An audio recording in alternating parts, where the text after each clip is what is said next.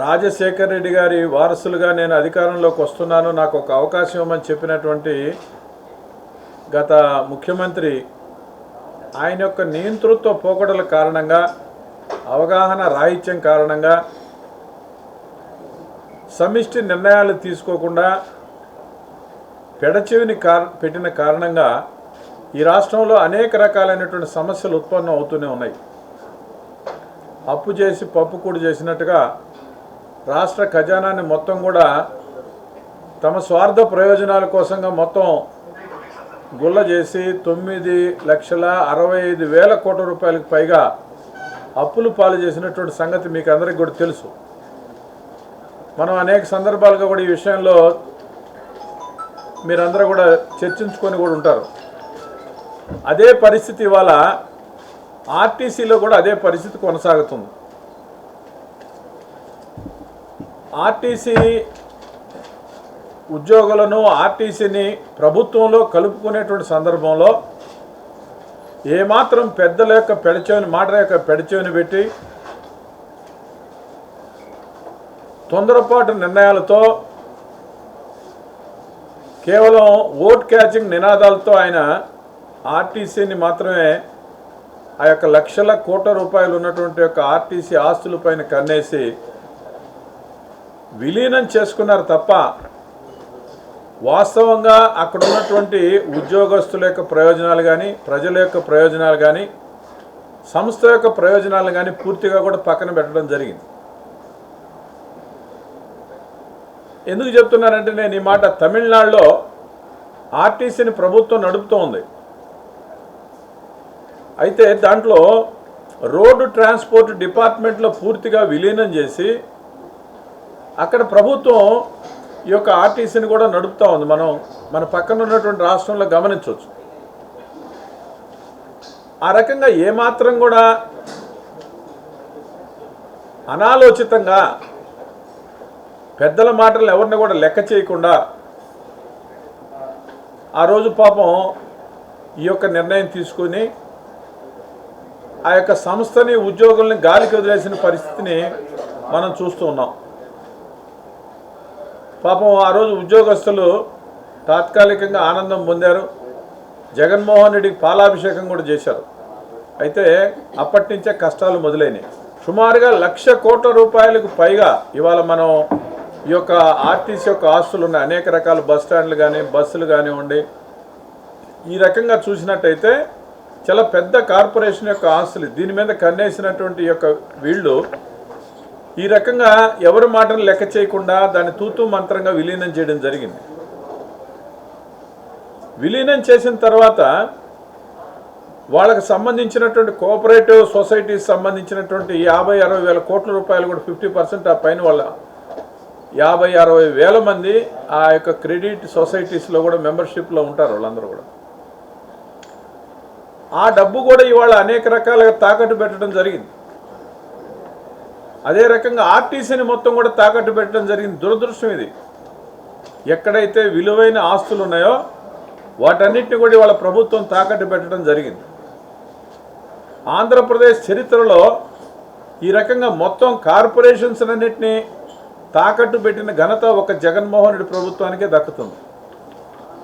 So ఈ రోజున government ఈ రకంగా వాళ్ళు ఏదైతే రిటైర్మెంట్ యొక్క బెనిఫిట్స్ కూడా లాస్ట్ టైం సంవత్సరం రోజులకు కూడా వచ్చాయి కావు.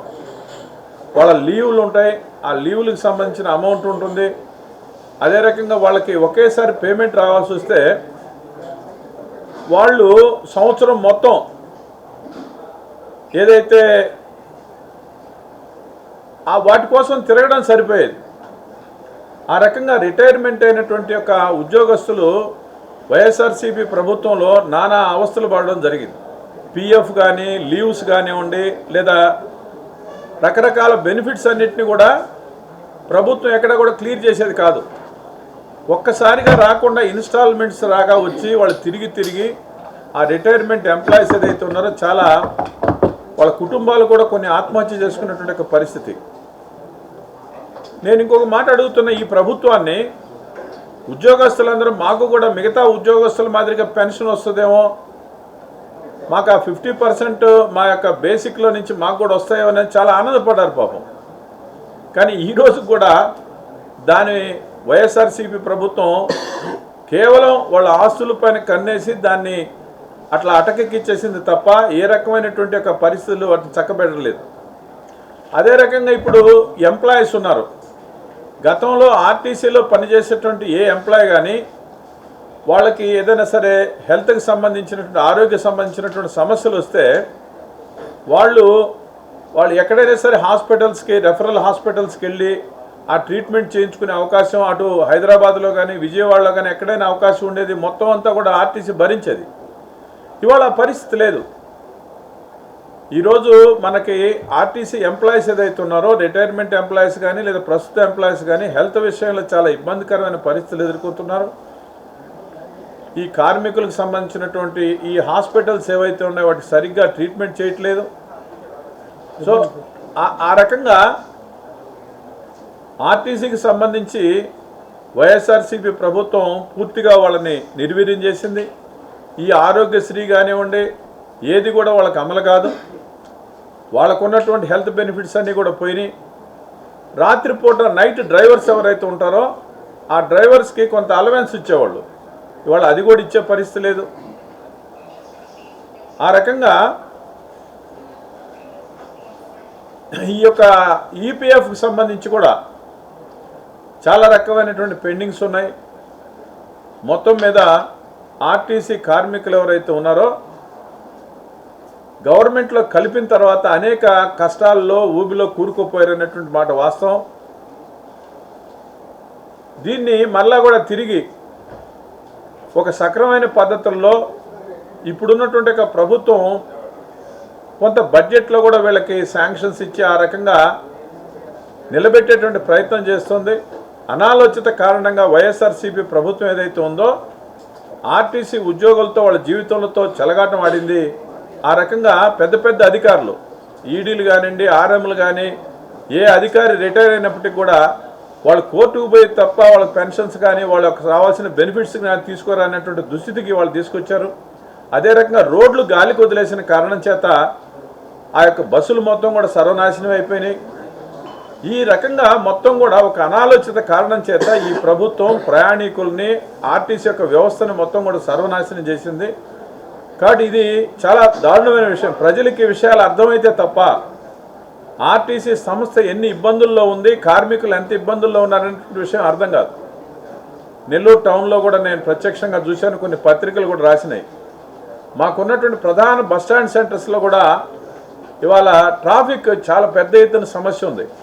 ప్రైవేట్ బస్సులు లేకపోతే ఎవరెవరో అక్కడ ఆర్టీసీ ముందు ఆత్మకూరు బస్టాండ్ కానీ లేకపోతే ఇక్కడ మెయిన్ బస్టాండ్లో కూడా అడ్డం పెట్టేసి ట్రాఫిక్ చాలా అస్తవ్యస్తంగా ఉంది.